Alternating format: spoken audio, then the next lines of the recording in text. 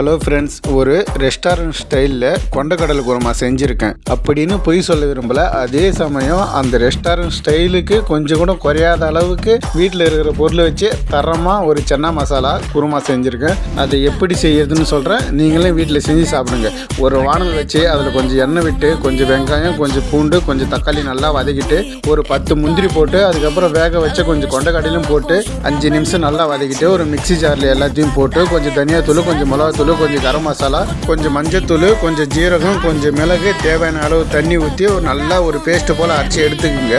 அதுக்கப்புறம் வானல் வச்சு கொஞ்சம் எண்ணெய் விட்டு கொஞ்சம் ஸ்பைசஸ் போட்டு சின்ன சின்னதாக வேறக்கணும் ஒரு வெங்காயம் போட்டு நல்லா வதக்கிட்டு அதுக்கப்புறம் அரைச்சி வச்சு அந்த மசாலா பேஸ்ட்டும் ஊற்றிக்கிங்க.